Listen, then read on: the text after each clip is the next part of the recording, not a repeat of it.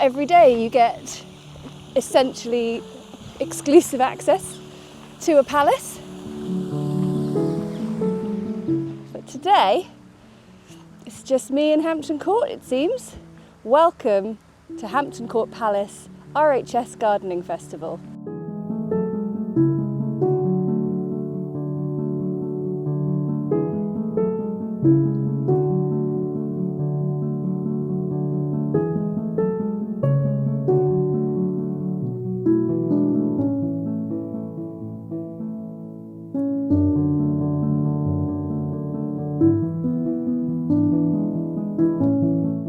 Today you find me at the RHS Hampton Court Garden Festival, and I think I'm the only one here. Oh no, hang on, there's some ducks. Oh no, they're not ducks, are they? Sorry, Ant. Yeah, have you ever seen it so quiet?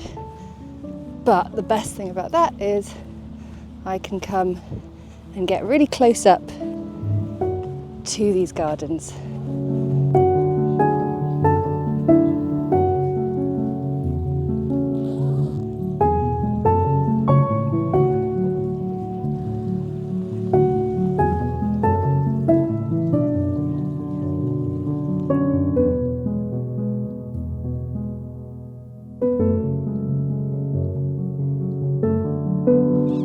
So this behind me is the Garden of Renewal show garden, designed by Giada Francois of Nettle Design, and I just adore how sort of relatable it is.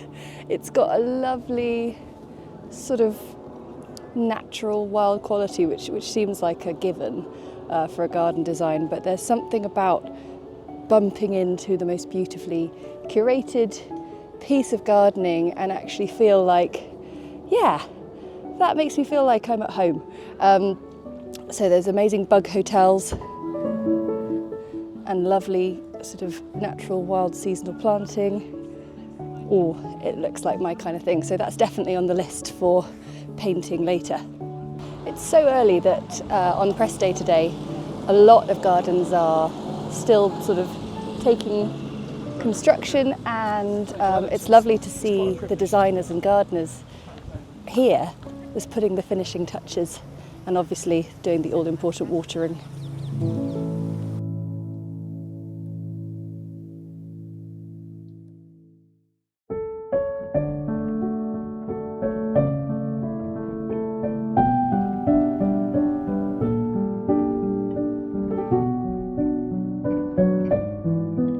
So this is the peat-free garden, designed by Harriet Anderson, and again just the most wonderfully inspiring planting.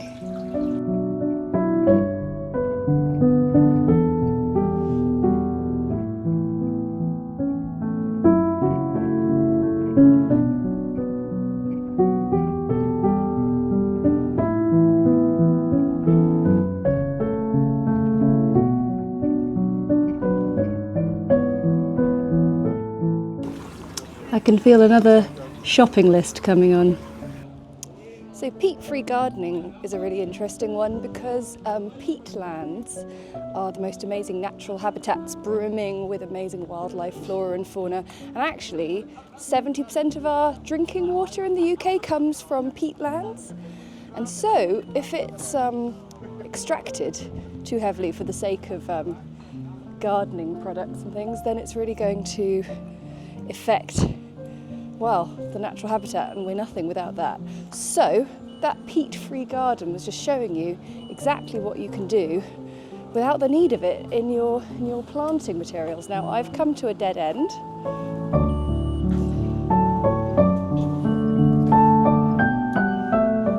So the joys of being here on press day mean whilst it's very quiet and you can get really close up, is not everything's quite done yet. Garden Girls Collective looks like they've very kindly set up a garden entirely for me to paint. Thanks, guys.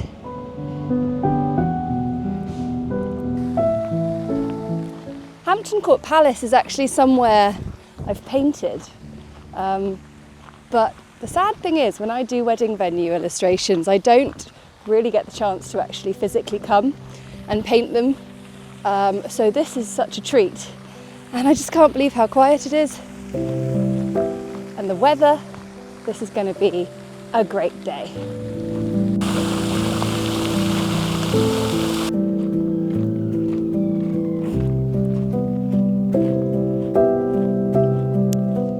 Not bad, huh?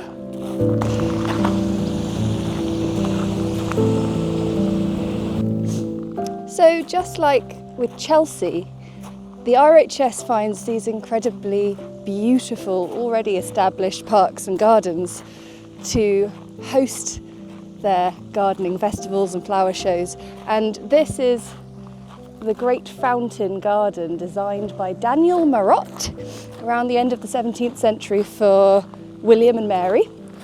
And yeah, it's still standing today and is an amazing accompaniment to Hampton Court Palace.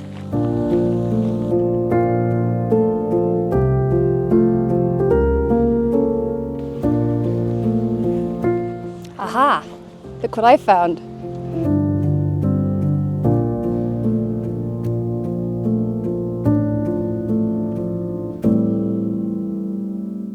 You can never get the right kind of shot with the letters. There we go.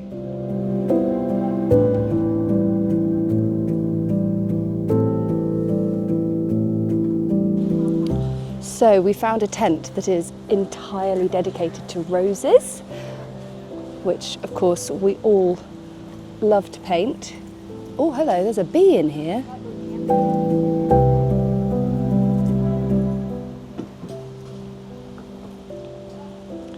Well, if he's in here, then we're in the right place. That as a light to medium fragrance, but I think that's quite strong. I'd say medium. Would you? I would say it's stronger than light though, no? I don't know. It's supposed to have, No, actually that's quite light. it's supposed to have like a tea fragrance, like Like fresh a tea, yeah, open fresh, packet. yeah. Tea, that but makes with a sense. bit of fruit in it. We're at the Posh Shed Company, and I've just found my little dream setup. It's so sweet.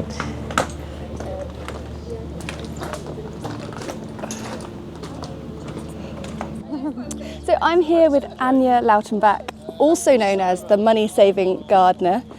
Yes, I'm here with my book, and I have designed a garden based on the book together with Jamie Butterworth. We want to show people how accessible gardening is and how you can create something amazing at a fraction of the cost. In my book I explain it very well, how to propagate plants, how to repurpose items, where to buy things, and just to create something absolutely beautiful without breaking the bank. And the garden is a result of it. That's absolutely amazing, and as a recently enthusiastic gardener, I find myself wanting to go to the garden centre every 5 minutes and buy and buy and buy, and it just feels wrong. It doesn't seem like I should have to do that. It's good to buy one plant and then learn how to propagate, and it's so easy. It's so easy to create your own hydrangeas, roses, lavender, and it's really, really positive, because when you create plants, you feel good, you feel a sense of accomplishment, you feel like you're creating life, and I'm trying to promote propagation as much as I possibly can so that everybody can benefit from it. So how inspiring is Anya? And this garden is amazing, and let's have a look in here. Wow, this is the most amazing potting shed I've ever seen. And does your potting shed have a leather armchair in it? It should do now.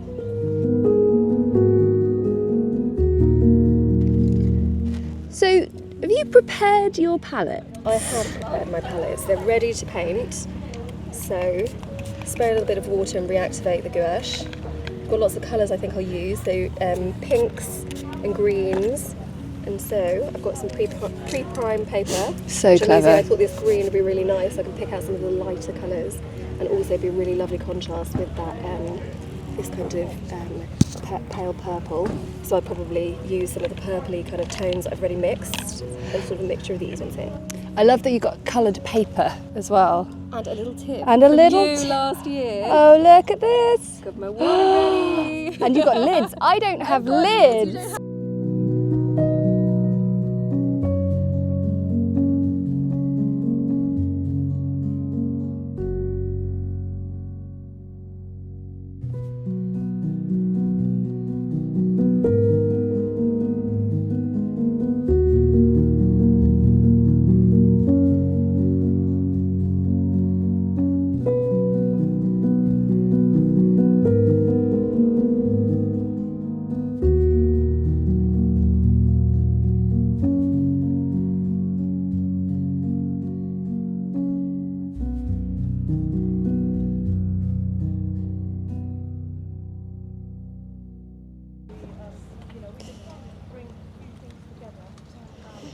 So I'm finding the size 2 brush to be absolutely brilliant for this quite small work, which is quite odd.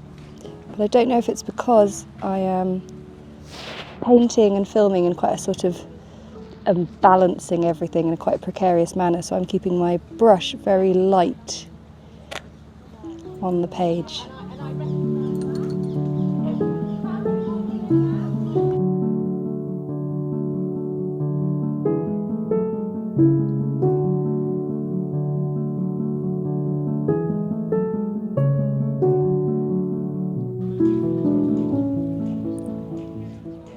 How different they are. I love it. I love it. So different. I wish I could paint larger.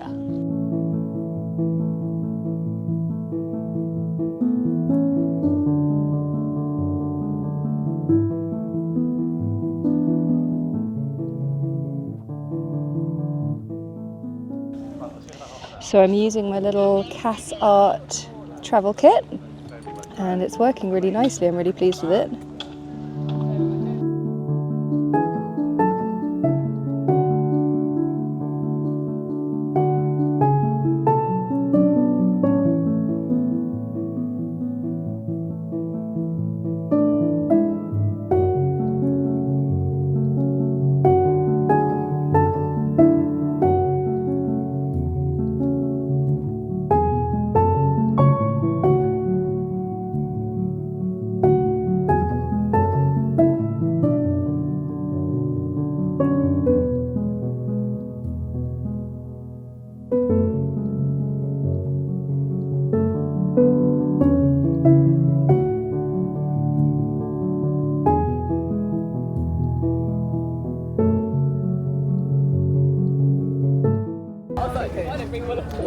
So there we go, a nice little study of the money-saving garden.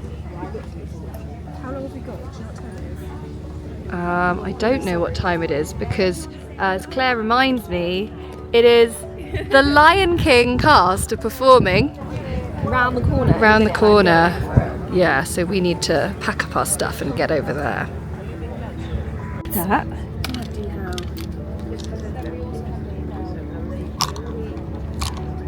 I hadn't noticed that this actually has a little thumb ring on the back of it, which will be useful for a little bit of standing painting later. Okay, so I'll just tip that away, pack up, and on to the next.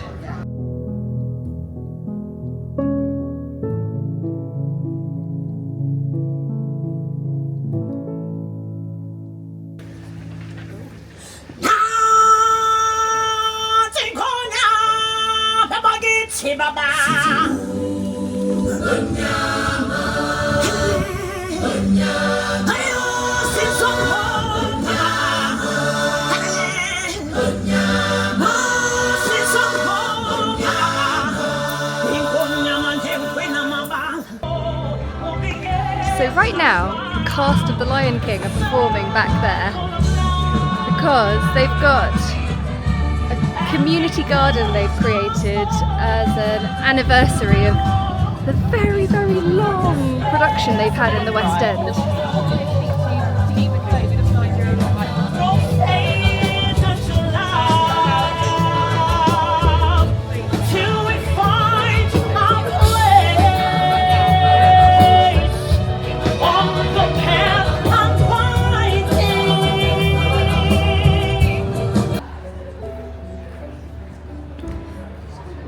It's so nice to come here with friends, and it's really cool that now Claire and Hannah are my like flower show friends. And we can go around and photograph everything and feel safe in numbers. Wow, this is nice. Yeah.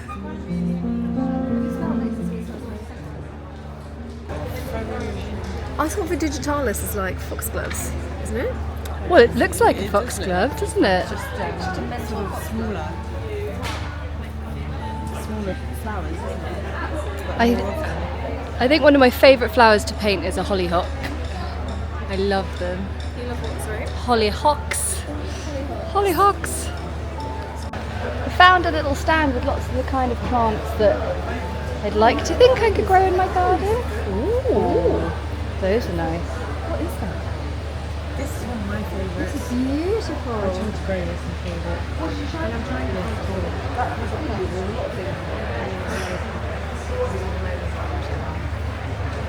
it might not have needed much, I'm just like,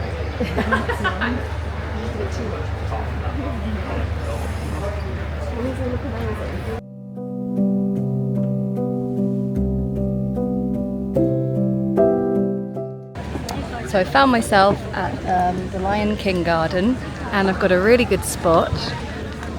So I'm going to paint these gazelles, and I'm just getting started. It's quite sort of challenging painting a form like that gazelle in the piece, but I'm determined to try and paint with as little pencil as possible and just use my brushes.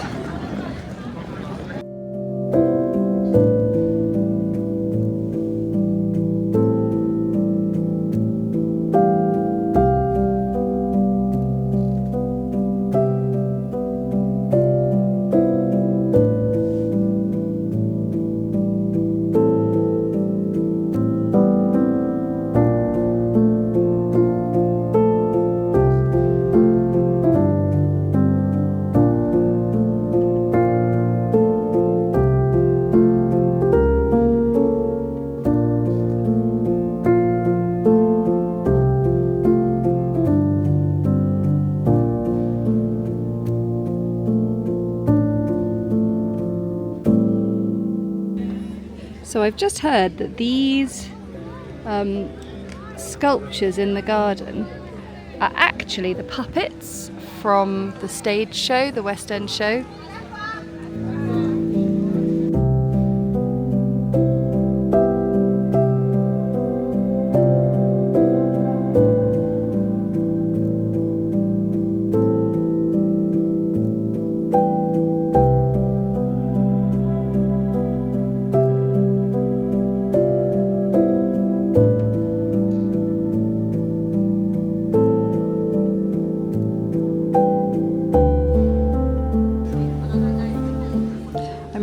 Enjoying this palette.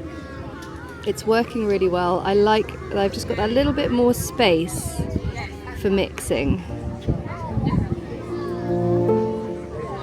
It's just meaning I don't have to wash out my palette quite as frequently as with my other set.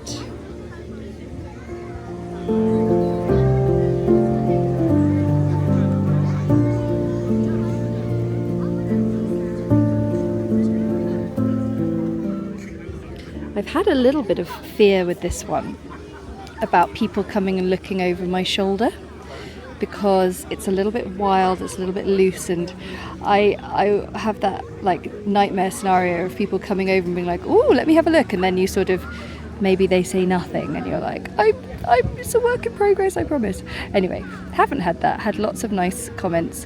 One thing I love about sitting and painting is people really come and talk to you. You really draw people in, and it's really nice if you feel a bit socially awkward sometimes, you can just bury your head in the painting. And you know, then how lovely if someone does want to come and talk to you, but also you can just be left alone and delve into your thoughts and your sketchbook. One by one, season go by one, season go by one, season go by one, season go by one. See us, Robertina, see us, Robertina, see us, Robertina, see us, come on, child. While I've been sitting here, the garden has been awarded yet another award. You've got the Best in Show Garden, and the Innovation Award as well. So this really is the garden to be at. Okay, painting paused for a minute because a bee has arrived on my... Can you see that? A bee has arrived. And I think is trying to get some pollen from one of my paintings. So that's kind of cool. Oh, he's gone now. Okay, so this is where we're at. Quite pleased with that. I think I'm just going to add a few more little plants to the bottom corner here, and then we'll be done. And who should we find? He's back. It's Mike. He's back again. He's back How again you doing? with an extra bonus of Emma. So yeah, I've just finished my painting of the Lion King garden. What do you think? Beautiful, obviously. Thank you. Yeah, so lovely Lion King garden. I've just bumped into two of my favourite gardeners, and that is 100% true. So we've got Jamie from Nettles and Petals and Mike from Mediterranean Gardner. Hi guys, you having a nice Hampton Court gardening festival? Lovely, yeah, my first one. Yeah, very nice. Yeah, first for me as well. First you too. Yeah. It's funny, you hear about Chelsea flower shows all the time, and I had not heard of this. Well, I don't know, I think I did, but I just never thought to Yeah, come. I've heard of it, but it's not. Yeah. But it's much bigger, isn't it? It's much more laid out than Yeah, Chelsea. it feels a little bit more laid back as well. Yes, Yeah. yeah, much more laid back. I was told at the gate this is like the Glastonbury of garden festivals. Don't know what that means. I don't know how that transpires in the space. So what's Coldplay Chelsea? there? What's Chelsea then? What does Chelsea do? I don't know. Chelsea's the Reading, yeah. Well, yeah, I mean, I don't think we've got a pyramid stage quite anywhere, but there are a few celebrities There's a lot of around. teepees, huh? There are a lot of teepees around. Yeah. Brian May's over there. Yeah, it is. Goodness. Yeah. Celebrity bit. So, anything you're particularly looking forward to seeing? Any gardens, or you're just kind of coming to soak it up and like see your fellow online gardeners, because you probably don't get to see each other in the flesh very much. No, it's not. I think it's nice to see people. It's also obviously lovely to see all the show gardens that are here. Again, people at the top of their game, doing what they do best, just making beautiful spaces. Amazing, cool. Well, it's so nice to like bump into friends online, and like, I've made you my friend now. We're friends now. We're friends. Honestly, the fate of our entire garden rests on these two shoulders, because that's what I'm using.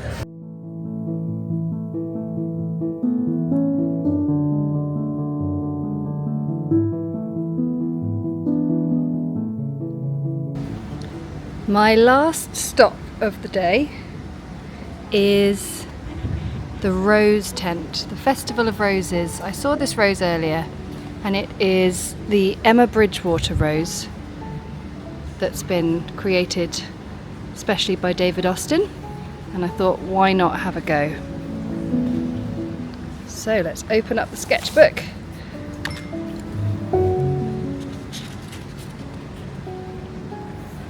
And do one last painting.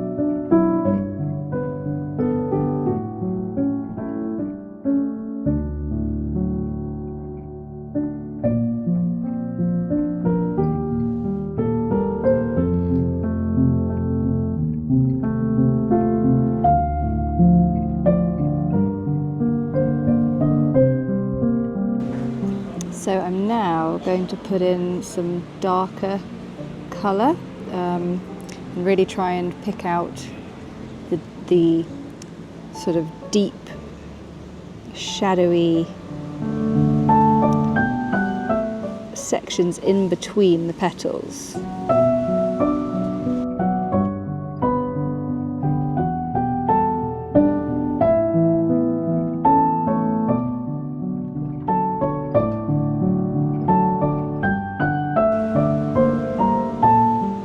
I find the best thing to do with this is to sort of focus on the bottom half of the flower first, because that's where you're going to find more shadow as the petals sort of unfurl themselves.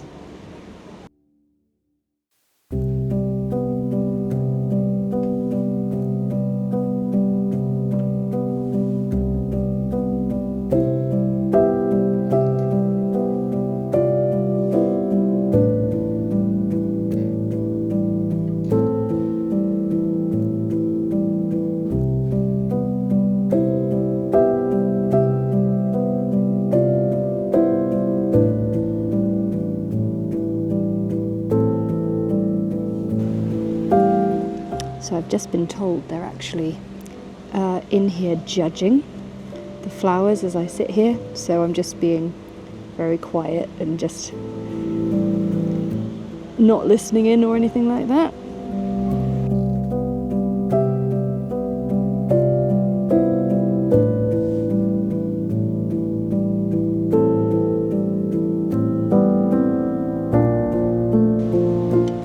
I've noticed a lot of the petals have like a little crease in them as they unfold, which is quite cool. So once I've sort of established that shadowy bit, then I'll add in a little line on some of them. But just trying to make sure my shadowy alizarin crimson, yep, you heard right, alizarin crimson, that it doesn't sort of dominate too much.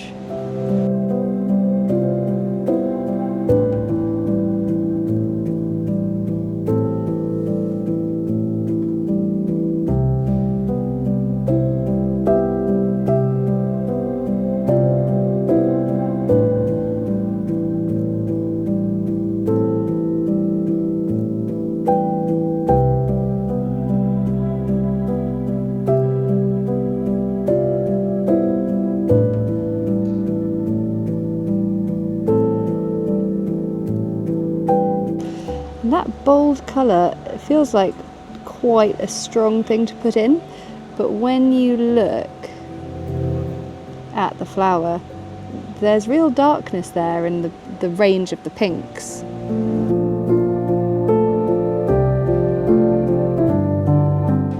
I think that's looking pretty good.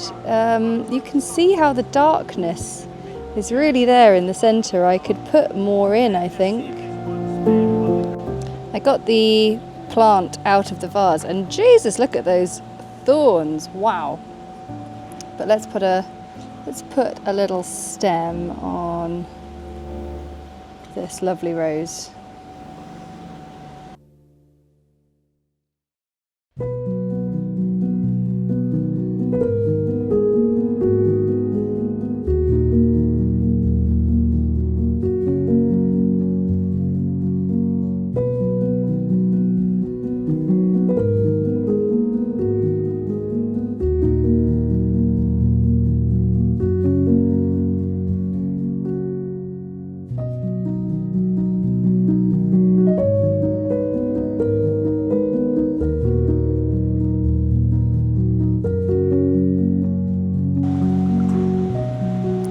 Trying to get that green but not get it too fluorescent because it's quite bright on the stem at the moment.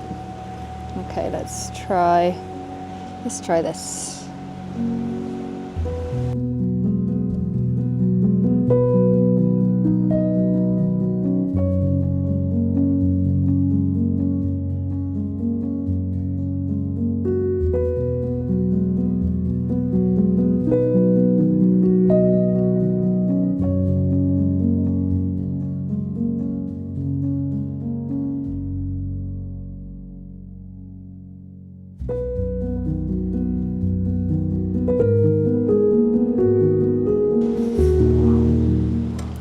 quite well. And I'll just, you can see how this paper is soaking up that water so fast. So I'm going to end up with a slightly uneven blend on these leaves if I want to do this. So I just need to work quite fast and maybe just embrace that slight weird bleed and blend.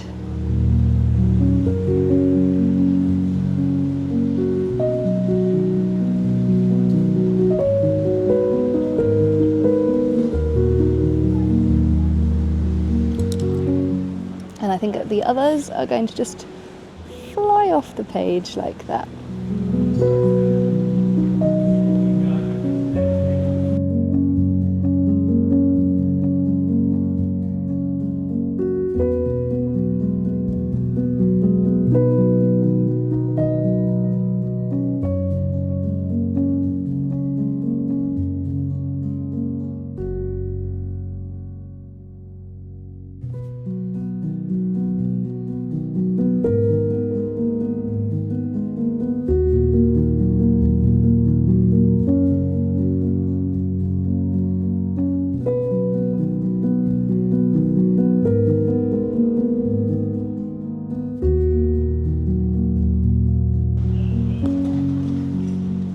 So I think what I want to really, yet again, sort of emphasise is that when you're painting on, well, this isn't really painting plein air because I'm in a tent, but I'm painting out and about, and I am just embracing sort of trying new things and just enjoying observing what's around me and not worrying about perfection, but actually what happens is you end up with some really wonderful work that you feel very proud of, which is really cool.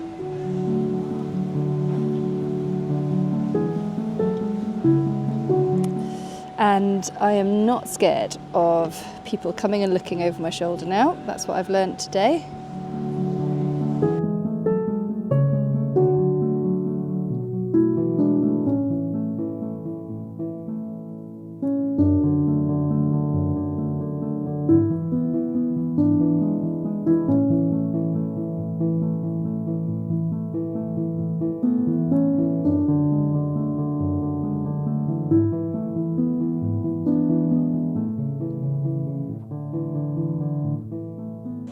So here is my final painting of the day, and that is a wrap at my time at Hampton Court Flower Show.